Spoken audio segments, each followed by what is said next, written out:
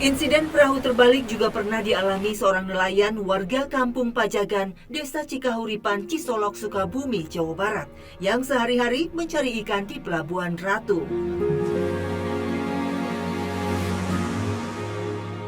Pak, coba perahu ya? Iya, boleh. Ya. Akibat perahu yang digunakannya untuk mencari ikan terbalik, Abah Aceh Setiawan yang berusia 70 tahun itu pun tenggelam.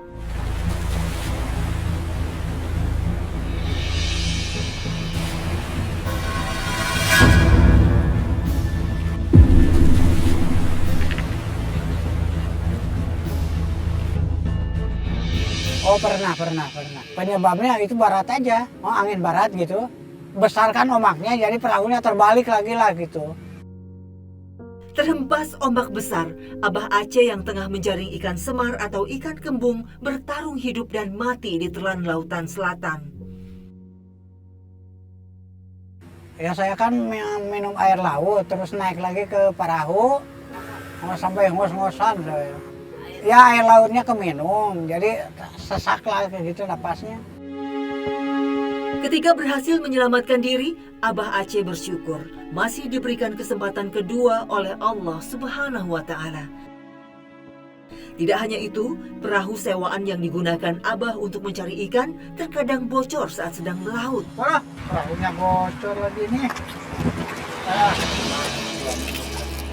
Airnya bocor. Airnya banyak terus saya dikeluarin, disidukin terus sampai kering. Nggak di ini aja, dikepinggirin terus dibetulin, ya di dayung. Oleh karena itu, Abah pun tidak berani melaut terlalu ke tengah. Ya takut gelombang lagi, gimana ya kalau gelombang besar kan takut itu perahunya. Ya kalau tumpah lah gitulah. Abah Aceh sudah menjadi nelayan selama 25 tahun. Sekali melaut, Abah bisa menjaring hingga 5 kg ikan.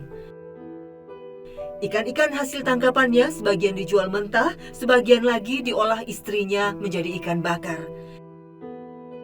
Namun tidak setiap hari Abah bisa melaut.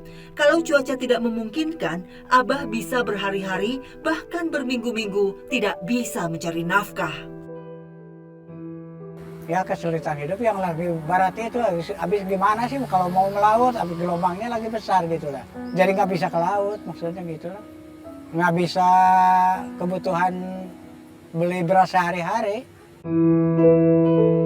Abah Aceh kemudian menjual ikan hasil melautnya di sepanjang pantai di kawasan wisata Pelabuhan Ratu.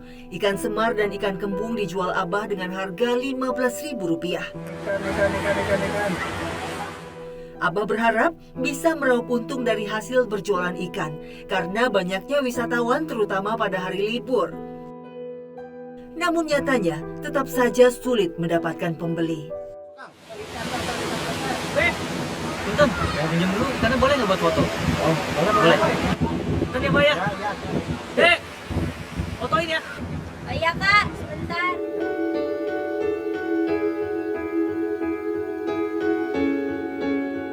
Ganti gaya kak.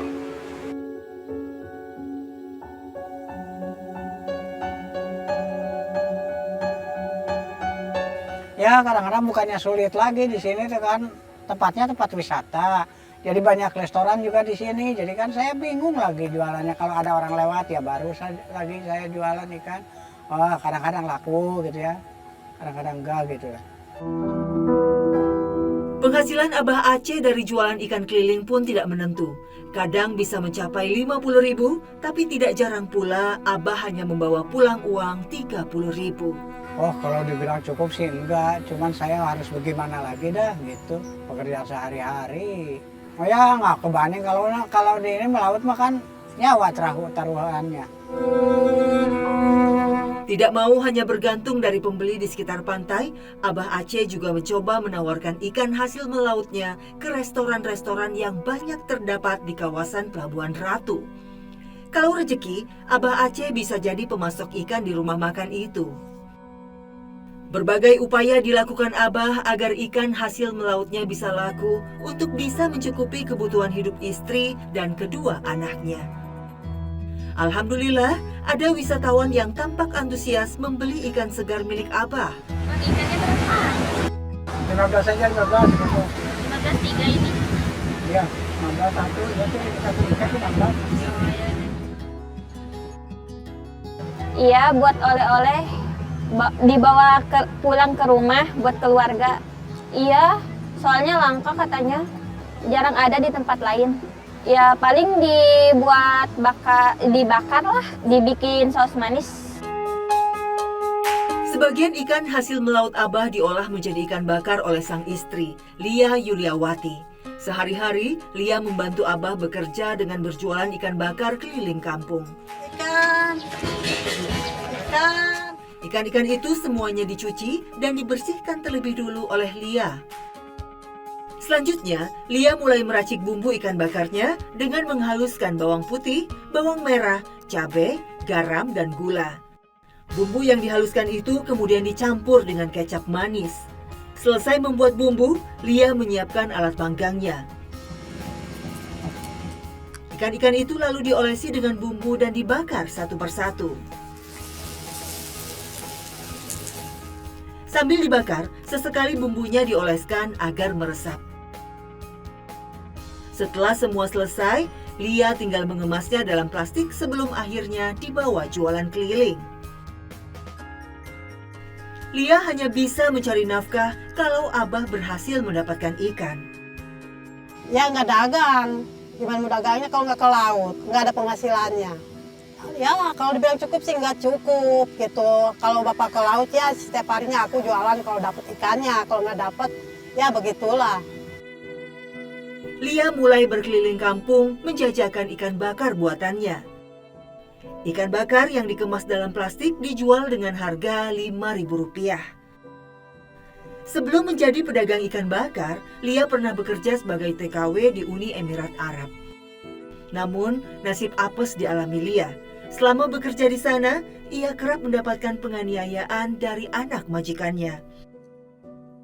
Akibatnya, Lia menderita sakit di telinganya, dan hingga kini pendengarannya menjadi berkurang.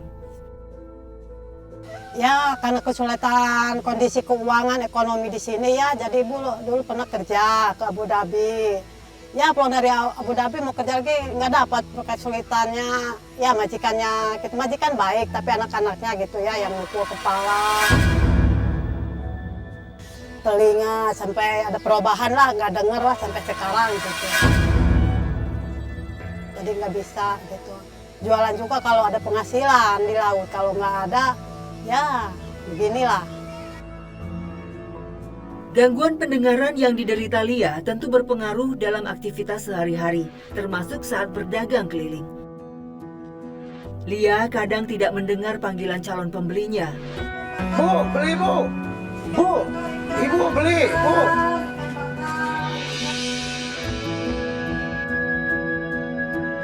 Meski pendengarannya tak lagi sempurna, tidak menyurutkan semangat Lia untuk mencari nafkah.